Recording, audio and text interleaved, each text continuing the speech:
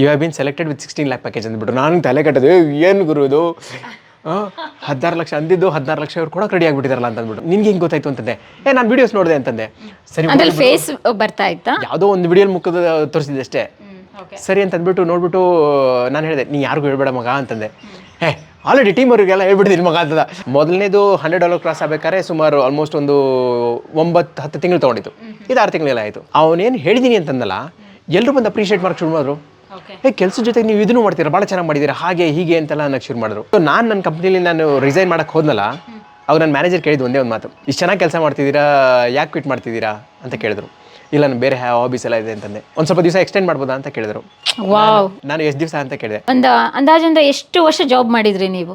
ನನ್ನ ಜಾಬ್ ಸುಮಾರು 12 ವರ್ಷ ಮಾಡಿದ್ದೀನಿ ಜಾಬ್ 12 ವರ್ಷ ಜಾಬ್ ಮಾಡಿದ್ದೀರಾ ಓಕೆ ಒಂದೇ ಕಂಪನಿ 2 ಕಂಪನಿ ಆಕ್ಸೆಂಚರಲ್ಲಿ 8 ವರ್ಷ ಮ್ಯಾನ್ಹ್ಯಾಟನ್ ಅಸೋಸಿಯೇಟ್ಸ್ ಅನ್ನೋದ್ರಲ್ಲಿ 5 ವರ್ಷ ಮಾಡಿದ್ದೀನಿ 13 ವರ್ಷ ಕೆಲಸ ಮಾಡಿದ್ದೀನಿ ಓಕೆ ಅಲ್ಲಿ ಹೇಗೆ ಪ್ರಮೋಟ್ ಆಗಿದ್ದು ಅಲ್ಲೆಲ್ಲ ಪ್ಯಾಕೇಜ್ ಎಲ್ಲ ಹೇಗೆ ಎಷ್ಟಿತ್ತು ಅಲ್ಲಿ ಆಕ್ಸೆಂಚರ್ ಬಿಡ್ಬೇಕಾದ್ರೆ ನನ್ನ ಪ್ಯಾಕೇಜ್ ಇರಿದ್ದು ಸುಮಾರು 11 ಲಕ್ಷ ಓಕೆ ಇಯರ್ಲಿ ನಾನು ಒಂದು ಗೋಲ್ ಬರೆದಿದ್ದೆ ಹೊಸ ಕಂಪ್ನಿಗೆ ಹೋಗ್ಬೇಕಾದ್ರೆ ನನಗೆ ಪ್ಯಾಕೇಜ್ 16 ಲಕ್ಷ ಬೇಕು ಅಂತ ಅಂದ್ಬಿಟ್ಟು ಮೊದಲನೇ ಕಂಪ್ನಿಗೆ ಅಪ್ಲೈ ಮಾಡಿದೆ 2ನೇ ಕಂಪ್ನಿಗೆ ಅಪ್ಲೈ ಮಾಡಿದೆ 3ನೇ ಕಂಪ್ನಿ ಎಲ್ಲ ರಿಜೆಕ್ಟ್ ಮಾಡಿಬಿಟ್ರು ನನ್ನ ನನಗೆ ತಲೆನೇ ಕೆಟ್ಟದ್ದು ಏನು ಗುರು ಹಿಂಗೆ ರಿಜೆಕ್ಟ್ ಮಾಡ್ತಾರಲ್ಲ ನನ್ನ ಅಂತ ಅಂದ್ಬಿಟ್ಟು ಯಾಕೆ ಅಂತಂದರೆ 8 ವರ್ಷ ನಾನು ಒಂದೇ ಕೆಲಸ ಮಾಡಿದ್ದು ಬೇರೆ ಏನು ಕಲಿತಾ ಇಲ್ಲ ನಾನು ಅಲ್ಲಿ ಅವಾಗ ನಾನೇನು ಯೂಟ್ಯೂಬ್ ಬಗ್ಗೆ ಕಲಿತಿದ್ದೆ ಬೇರೆ ಕಲಿತಿದ್ದೆ ಬಟ್ ಬೇರೆ ಸಾಫ್ಟ್ವೇರ್ ಬಗ್ಗೆ ಕಲೀಲಿಲ್ಲ ಆಮೇಲೆ ನೆಕ್ಸ್ಟು ಕೆಲವು ತಿಂಗಳು ಕಲಿಯೋದ್ರ ಮೇಲೆ ಇನ್ವೆಸ್ಟ್ ಮಾಡಿದೆ 3-5 ತಿಂಗಳು 6 ತಿಂಗಳು ಆಮೇಲೆ ಹೋಗಿದ್ದ ಕಂಪ್ನಿ ಎಲ್ಲ ಸೆಲೆಕ್ಟ್ ಆಲ್ಮೋಸ್ಟ್ ಒಂದು 3 ಕಂಪನಿ ಅಪ್ಲೈ ಮಾಡಿದಂತೆ 3 ಸೆಲೆಕ್ಟು ಅಂದ್ರೆ ನಿಮ್ಗೆ ಈಗ ಕನ್ಫ್ಯೂಷನ್ ಆಯ್ತು ಯಾವುದಕ್ಕೆ ಹೋಗ್ಲಿ ಯಾವುದಕ್ಕೆ ಬಿಡ್ಲಿ ಅಂತ ಸೊ ಸೆಲೆಕ್ಟ್ ಆಯಿತು ಫಸ್ಟ್ ಕಂಪ್ನಿಗೆ ಕೇಳಿದೆ ಪ್ಯಾಕೇಜು ನಂಗೆ ಇಷ್ಟು ಬೇಕು ಅಂತಂದೆ ಅವರು ಭಾಳ ಆದ್ರೆ ನಾವು ನಿಮ್ಗೆ 12.5 ಲಕ್ಷ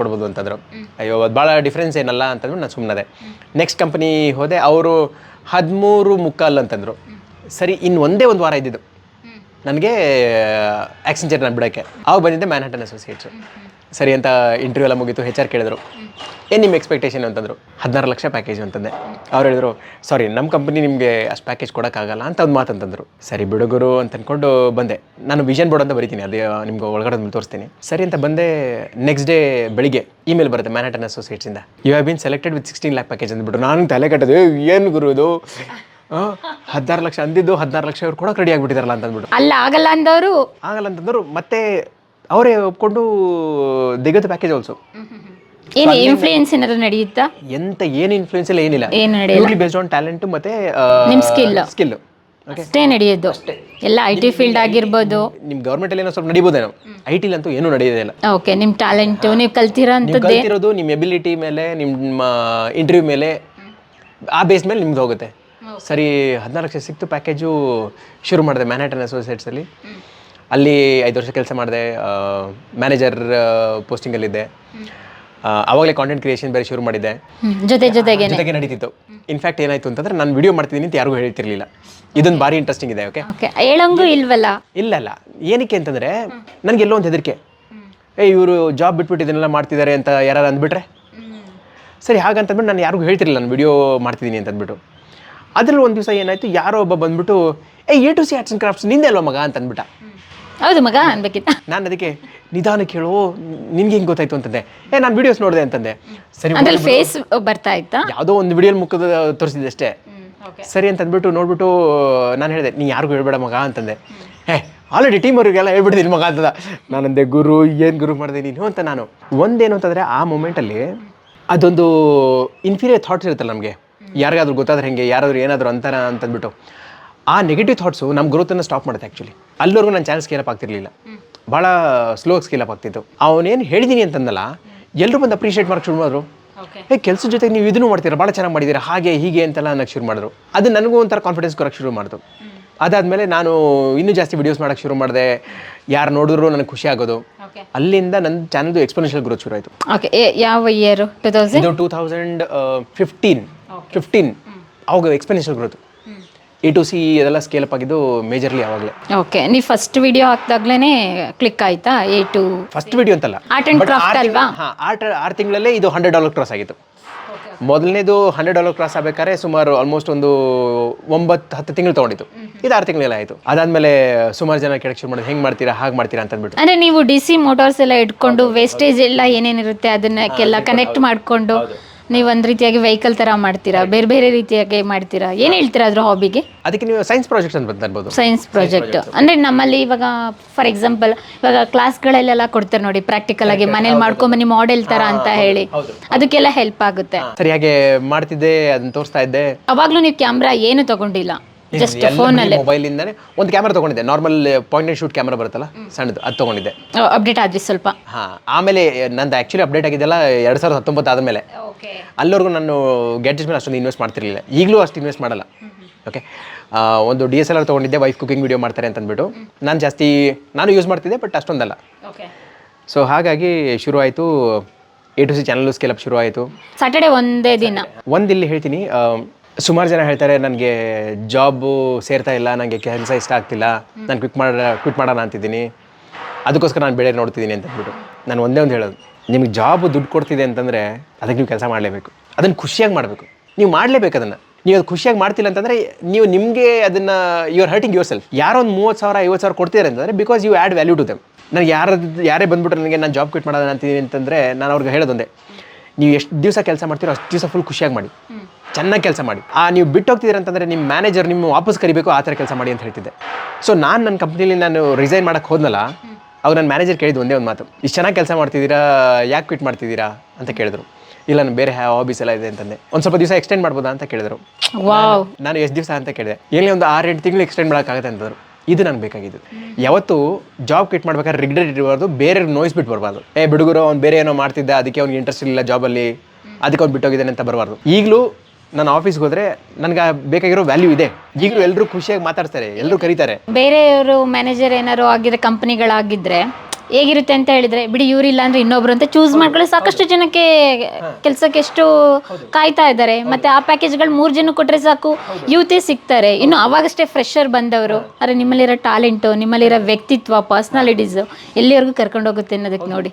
ಇನ್ಫ್ಯಾಕ್ಟ್ ಸುಮಾರು ತಿಂಗಳು ಅಥವಾ ವರ್ಷ ಆದಮೇಲೆ ನನ್ನ ಇನ್ನೊಬ್ಬ ಫ್ರೆಂಡ್ ಮ್ಯಾನೇಜರ್ ಇದ್ದಾರೆ, ಅವ್ರು ಕಾಲ್ ಮಾಡಿದ್ರು. ಆ್ಯಕ್ಚುಲಿ ಮತ್ತೆ ಕಂಪ್ನಿಗೆ ಬರ್ತೀಯ ಅಂತ ಕೇಳ್ತಿದ್ರು ಮಗ ನಿಮಗೆ ಅಂತಂದರು. ಆಮೇಲೆ ನನ್ನ ಫ್ರೆಂಡ್ ಅವ್ರಿಗೆ ಹೇಳಿದಂತೆ, ಅವ್ನು ಏನಂದ್ರು ಬರಲ್ಲ ಬಿಡಿ, ಈಗ ಆಲ್ರೆಡಿ ಅವ್ನು ಬೇರೆನೇ ಬಿಲ್ಡ್ ಮಾಡ್ತಿದ್ದಾನೆ ಅಂತ ಅಂದ್ಬಿಟ್ಟು. ಸೊ ನೀವು ಎಲ್ಲಿ ಕೆಲಸ ಮಾಡ್ತಿದ್ದೀರ ಅದಕ್ಕೆ ನಿಷ್ಠೆಯಿಂದ ಕೆಲಸ ಮಾಡಬೇಕು. ಸೈಡಿಗೆ ಏನು ಬಿಲ್ಡ್ ಮಾಡ್ತಿರಲ್ಲ, ನಿಮ್ಮ ಹಾಬಿ, ನಿಮ್ಮ talent, skill, it should be completely different from your work. ಎರಡು ಇಂಟರ್ಫಿಯರ್ ಆಗಲಿ ಅಂತಂದರೆ you will have a great growth. Okay, ಮತ್ತು ಆ ಕೆಲಸನೂ ಅಷ್ಟೇ, ನಾವೆಲ್ಲಿ ಅದೊಂದು ಕಂಪ್ನಿಲಿ ಏನೇ ಒಂದು ಕಲಿತೀವಿ ಅಂದರೆ ಅದು ನಮ್ಮ ಫ್ಯೂಚರಲ್ಲಿ ಯಾವುದೋ ರೀತಿಯಾಗಿ ಹೆಲ್ಪ್ ಆಗುತ್ತೆ, ಇಂಡೈರೆಕ್ಟ್ಲಿ ಹೆಲ್ಪ್ ಆಗುತ್ತೆ. ನೀವು ಹೇಳಿದ್ರೆ ಸಾಫ್ಟ್ವೇರ್ ಬಗ್ಗೆ ಎಲ್ಲ ನಾಲೆಡ್ಜ್ ಎಲ್ಲ ಇತ್ತು, ಕೋಡಿಂಗ್, ಡಿಕೋಡಿಂಗ್ ಅದೆಲ್ಲ, ಅದು ನಿಮಗೆ ಯೂಟ್ಯೂಬ್ ಬಗ್ಗೆ ಹೆಂಗೆ ಟರ್ನಿಂಗ್ ಪಾಯಿಂಟ್ ಆಯಿತು ನೋಡಿ? ಅದು ಯೂಟ್ಯೂಬ್ಕಿನ್ನ ಈ ಕೋಚಿಂಗ್ಗೆ ಭಾಳ ಟರ್ನಿಂಗ್ ಪಾಯಿಂಟ್. ಅದು ಒಂದಲ್ಲ ಒಂದು ರೀತಿಯಾಗಿ ಕನೆಕ್ಟ್ ಆಗುತ್ತೆ, ಯಾವುದು ಕೂಡ ವೇಸ್ಟ್ ಆಗಲ್ಲ. ಇವಾಗ ಯೂತ್ಸ್ ಹೆಂಗೆ ಅಂತ ಹೇಳಿದರೆ, ನನಗೇನು ಬರುತ್ತೆ, ಈ ಜಾಬ್ ಕಲಿತ್ರೆ ನನ್ನ ಫ್ಯೂಚರ್ಗೆ ಏನಾಗುತ್ತೆ, ಇದೊಂದು 2 ವರ್ಷ ಮಾಡ್ತೀನಿ ಅಥವಾ 4 ವರ್ಷ ಮಾಡ್ತೀನಿ ಅಂತ ಮನಸ್ಸಲ್ಲಿ ಅಂದ್ಕೊಂಡು ಬಂದಿರ್ತಾರೆ ಅಷ್ಟೇ. ಅದು ಹೊರತುಪಡಿಸಿ ಏನನ್ನೂ ಕ್ರಿಯೇಟಿವಿಟಿಯಾಗಿ ಏನು ಯೋಚನೆ ಮಾಡಲ್ಲ. ಅದಾದ ನಂತರ ಮತ್ತೆ ಹೊಸ ಜಾಬ್ ಹಿಡ್ಕೊಂಡು ಹೋಗ್ತಾರೆ, ಇಲ್ಲಿದ್ದು ಅಲ್ಲಿಗೆ ಬಿಟ್ಬಿಡ್ತಾರೆ. ಇಲ್ಲ, ಅದನ್ನು ಕ್ಯಾರಿ ಮಾಡಬೇಕು. ಅವಾಗಲೇ ನಮಗೆ ಲೈಫಲ್ಲಿ ಒಂದು ನಿಮ್ಮ ರೀತಿಯಾಗಿ ಸಕ್ಸಸ್ ಕಾಣಲಿಕ್ಕೆ ಸಾಧ್ಯ, ನಿಮ್ಮ ರೀತಿಯಾಗಿ ಮನೆ ಕಟ್ಟಲಿಕ್ಕೆ, ಹಿಂಗೆ ನೆಮ್ಮದಿಯಾಗಿ ಕೂತ್ಕೊಳ್ಳಿಕ್ಕೆ ಸಾಧ್ಯ ಆಗುತ್ತೆ. ಫೈನಲಿ ಇದೇ ಅಲ್ವಾ ಬೇಕಾಗಿರೋದು ಎಲ್ಲರ ಲೈಫಲ್ಲೂ. ಯಾಕೆಂದರೆ ನಮ್ಮ ತಂದೆ ತಾಯಿಗಳು ಖುಷಿ ಪಡ್ತಾರೆ, ನಮಗೆ ನಂಬ್ಕೊಂಡು ಬಂದಂಥ ಸಂಗಾತಿ ಖುಷಿ ಪಡ್ತಾರೆ, ಫ್ಯೂಚರಲ್ಲಿ ನಮ್ಮ ಮಕ್ಕಳು ಭವಿಷ್ಯ ಇರುತ್ತೆ. ಡಿಪೆಂಡ್ ಆಗಿರೋದು ನಮ್ಮಿಂದ. ನಾವು ಎಂಗೇಜಲ್ಲಿ ಹೇಗಿರ್ತೀವಿ ಅದು ನಮ್ಮ ಪಾಸ್ಟ್ ಲೈಫಿಗೂ ಕನೆಕ್ಟ್ ಆಗುತ್ತೆ, ಫ್ಯೂಚರ್ ಲೈಫಿಗೂ ಕನೆಕ್ಟ್ ಆಗುತ್ತೆ. ಫಾರ್ ಎಕ್ಸಾಂಪಲ್, ನೀವು ನಿಮ್ಮ ತಂದೆ ತಾಯಿ ಅವತ್ತು ನಿಮ್ಮಪ್ಪ ಸಾಲ ಮಾಡ್ಕೊಂಡಿದ್ರು, ಯಾರಿಗೂ ಜಮೀನು ಹಡ ಇಟ್ಬಿಟ್ಟು ನಿಮ್ಮನ್ನು ಓದೋಕ್ಕೆ ಇಲ್ಲಿಗೆ ಕಳಿಸಿದ್ರು. ಇಲ್ಲ, ನೀವೂ ಏನೋ ಒಂದು ಫೇಲ್ಯೂರ್ ಆಗಿ ಅಥವಾ ಏನೋ ಆಗಿ ಕಡಿಮೆ ಸಂಬಳಕ್ಕೆ ತೊಗೊಂಡು ಅಥವಾ ಲೈಫಲ್ಲಿ ಏನೇನೋ ದುಶ್ಚಟಗಳನ್ನ ಏನಾರು ಕಲ್ತ್ಕೊಂಡು ಹಂಗಾಗಿಲ್ಲ, ಆಗಲೂಬಾರ್ದು ಹೇಳಿದ್ದು. ಅದೇ ಯಾವುದೋ ಒಂದು ನೀವು ಬೇರೆ ಕಡೆ ಏನಾದರೂ ಒಂದು ದುಡ್ಡು ಇನ್ವೆಸ್ಟ್ ಮಾಡಿ ಲಾಸ್ ಮಾಡ್ಕೊಂಡಿದ್ರೆ, ನಿಮ್ಮ ಪಾಸ್ಟ್ ಲೈಫ್ ಇತ್ತಲ್ಲ ನಿಮ್ಮ ತಂದೆ ತಾಯಿಗಳದ್ದು, ಅವ್ರಿಗೂ ಹೋಗ್ತಾ ಇತ್ತಾ ಊರಲ್ಲಿ ಜಮೀನು ಎಲ್ಲ ಹೋಗ್ತಾಯಿದೆ. ಫ್ಯೂಚರಲ್ಲಿ ನಿಮ್ಮ ವೈಫು ನಿಮ್ಮನ್ನು ನಂಬ್ಕೊಂಡು ಬಂದಿರೋರು, ಅವ್ರದ್ದು ಲೈಫ್, ಅಯ್ಯೋ ನಾನು ಇಂಥ ಗಂಡನ ಕಟ್ಕೊಂಡೆ ಅಂತ. ಆಮೇಲೆ ಫ್ಯೂಚರಲ್ಲಿ ನಿಮ್ಮ ಮಕ್ಕಳು, ಇವಾಗ ಪ್ರೆಸೆಂಟ್ ಲೈಫಿಂದ ಫ್ಯೂಚರಲ್ಲಿ ನಿಮ್ಮ ಮಕ್ಕಳು ಒಳ್ಳೆ ಎಜುಕೇಷನ್ ಆಗಿರ್ಬೋದು, ನೀವು ಅಂದ್ಕೊಂಡಂಗೆ ಮಕ್ಕಳಿಗೆ ಏನಾರು ಕೋಚಿಂಗ್ ಅದು ಇದು ಕೊಡ್ಸಲ್ಲ, ನಮ್ಮಪ್ಪ ಹಿಂಗೆ ಮಾಡಿದರು, ಇಲ್ಲಾಂದರೆ ಎಲ್ಲರ ಥರ ನಾವು ಬದುಕ್ತಾ ಇದ್ದು ಬ್ಲೇಮಿಂಗ್ ಇದೆಯಲ್ಲ, ಆ ಬ್ಲೇಮಿಂಗ್ ಪ್ಯಾಕೇಜೇ ನಮಗೆ ಸಿಕ್ಬಿಡುತ್ತೆ. ಹೌದು, 100%. ಹಂಗಾಗಿ ಈ ಏಜಲ್ಲಿ ಒಂದು 30ರಿಂದ 45 ನಾವು ಎಷ್ಟು ಚೂಸಿಂಗ್ ಇರುತ್ತಲ್ಲ, ಯೂತ್ದು ಒಂದು ಐಡಿಯಾಲಜಿ ಆಗಿರ್ಬೋದು, ಒಂದು ಜಾಬ್ ಇರ್ಬೋದು, ಒಂದು ಪರ್ಸ್ನಲ್ ಇರ್ಬೋದು, ಪ್ರೊಫೆಷನ್ ಆಗಿರ್ಬೋದು, ನಾವು ಇಡೋವಂಥ ಪ್ರತಿಯೊಂದು ಹೆಜ್ಜೆನೂ ಕೂಡ ಒಂದು ರೀತಿಯಾಗಿ ಬೇರೆಯವ್ರಿಗೆ ಇನ್ಸ್ಪೈರ್ ಆಗಿರಬೇಕು. ನೀವು ಹೇಳೋಂಥ ಪ್ರತಿಯೊಂದು ಮಾತು, ನಾನು ಏನಕ್ಕೆ ಈ ಮಾತು ಹೇಳ್ತಿದ್ದೀನಿ ಅಂದರೆ, ಇವಾಗಿನ ಜನ್ರೇಷನಲ್ಲಿ ಪ್ರತಿಯೊಬ್ಬ ಯೂತು ಫೇಲ್ಯೂರ್ ಆಗ್ತಿರೋದೇ ಇಲ್ಲಿ. ಫ್ರೆಂಡ್ಸ್ ಏನೋ ಮಾಡ್ತಾ ಇದ್ದಾರೆ ಅದನ್ನ ನಾನು ಮಾಡಬೇಕು, ಇನ್ನೊಬ್ರು ಏನೋ ಮಾಡ್ತಾ ಇದ್ದಾರೆ, ಅಥವಾ ನನಗೆ ಆ ಜಾಬ್ ಇಷ್ಟ ಇಲ್ಲ, ನಮ್ಮ ಅಪ್ಪ ಅಮ್ಮನ ಬಲವಂತಕ್ಕೆ ನನಗದು ಓದಿ ಇಷ್ಟ ಇಲ್ಲ, ಅವರು ಬಲವಂತಕ್ಕೆ ಓದ್ತಾ ಇದ್ದೀನಿ ಅಷ್ಟೇ. ಏನೋ ಒಂದು ಫಾರ್ ಎಕ್ಸಾಂಪಲ್ ಹುಡುಗ ಹುಡುಗಿರಿಂದೆ ಹೋಗೋದಿರ್ಬೋದು, ಅಥವಾ ಏನೊಂದು ಬಿಸ್ನೆಸ್ಗೆ ದುಡ್ಡು ಹಾಕ್ತಾರೆ, ಮನೇಲಿ ಫುಲ್ ದುಡ್ಡು ಹಾಕಿರ್ತಾರೆ, ಆದರೆ ಅದನ್ನು ನಡೆಸ್ಕೊಂಡು ಹೋಗೋದು ಹೆಂಗೆ ಅಂತ ಗೊತ್ತಿರಲ್ಲ. ಈ ರೀತಿಯಾಗಿ ಫೇಲ್ಯೂರ್ಗಳೇ ಕಂಡ್ಕೊಂಡು ಬಂದಾಗ ಪಾಸ್ಟು ಪ್ರೆಸೆಂಟ್ ಫ್ಯೂಚರ್ಗೆ ಎಲ್ಲ ಕೊಲ್ಯಾಪ್ಸ್ ಆಗೋಗುತ್ತೆ. ಹಂಗಾಗಬಾರ್ದು ಅನ್ನೋದಕ್ಕೆ ನಿಮ್ಮ ರೀತಿಯಾಗಿ ಒಂದು ರೀತಿಯಾಗಿ ಬ್ರಾಡ್ ಮೆಂಟಾಲಿಟಿ ಆಗಿರೋದು, ಫ್ಯೂಚರ್ದು ಒಂದು ಯಾವಾಗ್ಲೂ ಒಂದು ಐಕಾನ್ ಇಟ್ಕೊಂಡು ಎಲ್ಲನೂ ಒಂದು ರೀತಿಯಾಗಿ ಸ್ಟೆಪ್ ಬೈ ಸ್ಟೆಪ್ ಮಾಡ್ಕೊಂಡು ಹೋದಾಗ ನಿಮ್ಮ ಥರ ಸ್ಟೆಪ್ ಬೈ ಸ್ಟೆಪ್ ಮನೆ ಹೆಂಗೆ ಕಟ್ತೀವಿ ಹಂಗೆ ನಮ್ಮ ಜೀವನನೂ ಕೂಡ ಡೆವಲಪ್ ಆಗುತ್ತೆ ಅನ್ನೋದಕ್ಕೆ you are the best real example of our Karnataka Kannadiga people. ನಿಜವಾಗ್ಲೂ ನೀವು ಹೇಳಿದ್ರಲ್ಲ ಇದರಲ್ಲೊಂದು ಅದೇ ಹೇಳ್ತೀನಿ ನಿಮಗೆ, ನೀವೇನು ಹೇಳಿದ್ರಲ್ಲ, ನಾವು ಎಲ್ಲೇ ಇದ್ದರೂ ಫ್ಯೂಚರ್ಗೆ ಹೆಂಗೆ ಹೆಲ್ಪ್ ಆಗುತ್ತೆ ಅಂತ ನೋಡಬೇಕು. ನಾನು ಮ್ಯಾನೇಜರ್ ಆದೆ ಮ್ಯಾನೇಜರ್ ಅಸೋಸಿಯೇಟ್ಸಲ್ಲಿ. ನನ್ನ ಟೀಮ್ ಏನಾಗುತ್ತೋ ಅಷ್ಟು ಬೆಸ್ಟ್ ಮಾಡ್ತಿದ್ದೆ. ಕೆಲವು ಸಲ ಮ್ಯಾನೇಜ್ಮೆಂಟು ನನಗೆ ನೀವು ಯಾಕೆ ಹಿಂಗೆ ಅವ್ರು ಸಪೋರ್ಟ್ ಮಾಡ್ತೀರಿ ಅಂತಿದ್ದು. ನಿಮಗೆ ನಿಮ್ಮ ಜೊತೆ ಇರೋ ಎಂಪ್ಲಾಯೀಸು ಖುಷಿಯಾಗಿದ್ದರೆ ಮಾತ್ರ ನೀವು ಕ್ಲೈಂಟ್ಸ್ಗೆ ಹ್ಯಾಪಿ ಮಾಡ್ಬೋದು, ಸರಿನಾ? ಸುಮಾರು 15ರಿಂದ 20 ಜನ ನಂಗೆ ರಿಪೋರ್ಟ್ ಮಾಡ್ತಾಯಿದ್ರು. ನಂದು ಒಂದೇ ಕೆಲಸ ಏನು ಅಂತಂದರೆ ಇವ್ರನ್ನ ಖುಷಿಯಾಗಿಡಬೇಕು, ಅವ್ರನ್ನ ಹೆಂಗೆ ಬೆಳೆಸಬೇಕು, ಅವ್ರಿಗೆ ಹೆಂಗೆ ಗ್ರೋತ್ ಮಾಡಬೇಕು, ಅವ್ರು ಹೆಂಗೆ ಸ್ಕೇಲಪ್ ಆಗ್ತಿರ್ಬೇಕು, ಅದನ್ನೆಲ್ಲ ಮಾಡ್ತಿದ್ದೆ. ಒಂದು ರೀಸನ್ ನನ್ನ ತಲೆಯಲ್ಲಿ ಏನು ಅಂತಂದರೆ, ಮುಂದೆ ನನ್ನ ಕಂಪ್ನಿ ನಾನು ಕಟ್ತಾ ಇದ್ದೀನಿ, ಇಲ್ಲಿ ನಾನು ಕಲಿತಾ ಇದ್ದೀನಿ. ನಿಮ್ಗೆ ಎಲ್ಲಿ ಸಿಗುತ್ತೆ ಆಪರ್ಚುನಿಟಿ? 15-20 ಜನನ ಗೈಡ್ ಮಾಡೋಷ್ಟು ಎಲ್ಲಿ ಸಿಗುತ್ತೆ ಆಪರ್ಚುನಿಟೀಸ್? ಅವ್ರು ದುಡ್ಡು ಕೊಡ್ತಿದ್ದಾರೆ, ನಿಮ್ಮ ಜೊತೆಗೆ 15-20 ಜನನೂ ಕೊಡ್ತಿದ್ದಾರೆ. ಕಲಿಗುರು ಇಲ್ಲಿ ಕಲಿಬೇಕಾಗಿರೋದು. ಇಲ್ಲಿ ಕಲ್ತ್ರೆ ನೀವು ಬೇರೆ ಕಂಪ್ನಿ ಬೆಳೆಸೋಕ್ಕಾಗುತ್ತೆ. ಅಲ್ಲೇನು ಕಲ್ತ್ನಲ್ಲ, ಟೀಮ್ ಮ್ಯಾನೇಜ್ಮೆಂಟ್ ಆಗಿರ್ಬೋದು, ಸ್ಕೇಲಪ್ ಮಾಡೋದಾಗಿರ್ಬೋದು. ಈಗ ನಮ್ಮ ಟೈಮಲ್ಲಿ ಸುಮಾರು ಡಿಜಿಟಲ್ ಅಚೀವರ್ಸ್ ಹಬ್ಬಲ್ಲಿ ಒಂದು 7-8 ಜನ ಕೆಲಸ ಮಾಡ್ತಾರೆ, ಎಲ್ಲರೂ ಖುಷಿಯಾಗಿದ್ದಾರೆ. ಅವ್ರ ಜೊತೆ ನಾನು ದಿನ ಮಾತಾಡಲ್ಲ, ಮೀಟಿಂಗ್ಸ್ ಅಂತ ರೆಗ್ಯುಲರಾಗಿ ಇಡಲ್ಲ, ಆದರೂ ಕೆಲಸ ಏನೇನು ಯಾವಾಗ ಆಗ್ತಾನೇ ಇರುತ್ತೆ. ಎಲ್ಲೂ ರಿಸ್ಟ್ರಿಕ್ಷನ್ಸ್ ಇಲ್ಲ. ಅವ್ರ ಲೈಫ್ ಅವ್ರು ನೋಡ್ಕೊಂಡು ಹೋಗ್ತಾರೆ, ಅವ್ರ ರೆಸ್ಪಾನ್ಸಿಬಿಲಿಟಿ ಅವ್ರಿಗೆ ಗೊತ್ತು, ನಾನು ಅವ್ರಿಗೆ ಹೆಂಗೆ ವ್ಯಾಲ್ಯೂ ಆ್ಯಡ್ ಮಾಡ್ಬೇಕು ಅನ್ನೋದು ನನಗೆ ಗೊತ್ತು. ಸೊ ಹಾಗೆ ಕಲ್ತಿರೋದಲ್ಲಿ ಅಲ್ಲಿ ಮ್ಯಾನೇಜರ್ ಆದಾಗ ಹೆಂಗೆ ನಾನು ಮುಂದೆ ನನ್ನ ಕಂಪ್ನಿ ಬಿಲ್ಡ್ ಮಾಡ್ಬೇಕು ಅಂತ ಅಂದ್ಬಿಟ್ಟು. ಸೊ ಹಾಗೆ ಪ್ರತಿಯೊಂದು ಆಪರ್ಚುನಿಟೀಸ್ ಏನು ಲೈಫಲ್ಲಿ ಇರುತ್ತಲ್ಲ, ಕಲಿಸುತ್ತೆ, ನಾವು ಕಲಿಯಕ್ಕೆ ರೆಡಿ ಇರಬೇಕಷ್ಟೇ. ಅದನ್ನು ಯಾವಾಗ ಯೂಸ್ ಮಾಡಬೇಕು ಅನ್ನೋದು ಗೊತ್ತಿರಬೇಕು. Really you are the great inspiration. ಬನ್ನಿ ಹಾಗೆ ನಮ್ಮ ಸ್ಟುಡಿಯೋ ತೋರಿಸ್ತೀನಿ. Nice home, nice terrace. Thank you. ತುಂಬ ಚೆನ್ನಾಗಿದೆ. ಅಂದರೆ ಮೋಸ್ಟ್ ಆಫ್ ದ ಟೈಮ್ ನೀವು ಫ್ಯಾಮಿಲಿ ಎಲ್ಲ ಸ್ಪೆಂಡ್ ಮಾಡ್ತೀರಾ?